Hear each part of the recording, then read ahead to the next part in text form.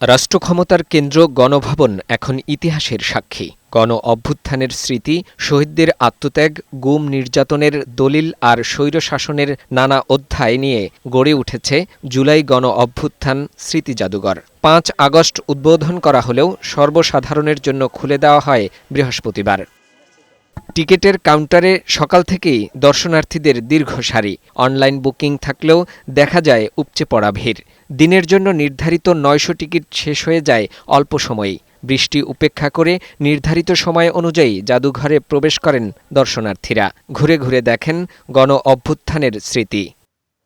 প্রতীকী কবর শহীদদের আত্মত্যাগের কথা মনে করিয়ে দেয়। ভাস্কর্যে ফুটে উঠেছে আন্দোলনের অবিস্মরণীয় মুহূর্ত, রিকশাচালকের স্যালুট, তৃষ্ণার্ত আন্দোলনকারীদের মাঝে শহীদ মুগ্ধের পানি বিতরণ সহ নানা দৃশ্য। ৫ আগস্ট যেদিন ফ্যাসিস্ট সরকার পালাই গেল, আগারগা আসার পরে দেখলাম সেনাবাহিনী আমাদেরকে ছেড়ে দিচ্ছে। পরে এই গণভবনে ঢুকলাম, গণভবনে ঢুকে রাস্তা হারাই ফেলছে, অন্ধকার হয়ে গেছে গণভবন। খুবই এক্সাইটেড ছিলাম এই কারণে যে এত নৃশংস হত্যাকাণ্ড যেগুলো টিভিতে দেখলে আমাদের লোম শিউরে ওঠে, মানে কোনো সুস্থ মস্তিষ্ক সুস্থ থাকার মতো কোনো কথা না। গ্যালারিতে তুলে ধরা হয়েছে বিডিআর বিদ্রোহ, শাপলা চত্বর হত্যাকাণ্ড, গুম নির্যাতনের তথ্যচিত্র, ঐতিহাসিক বিভিন্ন দলিল ও আলোকচিত্র। ক্ষমতাচ্যুত প্রধানমন্ত্রী শেখ হাসিনার ব্যবহৃত কক্ষের লাল টেলিফোনে ছিল দর্শনার্থীদের আগ্রহ।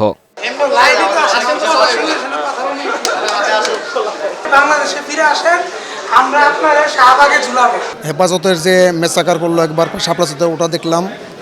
তারপরে যারা এই জুলাই আন্দোলনে যারা সম্পৃক্ত ছিল তাদের উপরে যে অত্যাচার, জুলুম, নির্যাতিত, এগুলি দেখেছি। দেখে উপভোগ করতে পারতেছে, ভালো লাগতেছে, কিন্তু সেটা ফিল করলেও অনেক কষ্ট লাগতেছে অতিথি ভাইদের কথা চিন্তা করে। আয়না করে মানুষের প্রতি অবনয়ন নির্যাতন করা হতো, এই জিনিসগুলো চোখে দেখার সুযোগ এখান থেকে হলো। এখানে একটা সুস্থ মানুষ কিভাবে এই ৩ ফিট জায়গার মধ্যে বসে শুয়ে খাওয়া দাওয়া করতে পারে। জনগণের এইভাবে নির্যাতন যে করছে, আজকে এই বিচার আল্লাহ তাআলা নিজের হাতে করছে।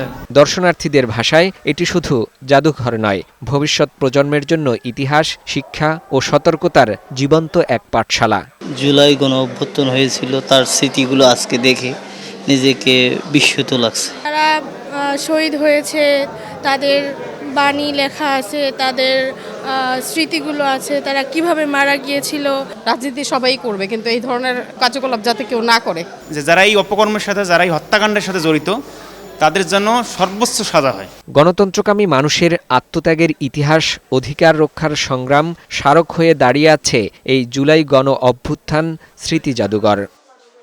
ফাহিম মুনাইম, বৈশাখী সংবাদ, ঢাকা।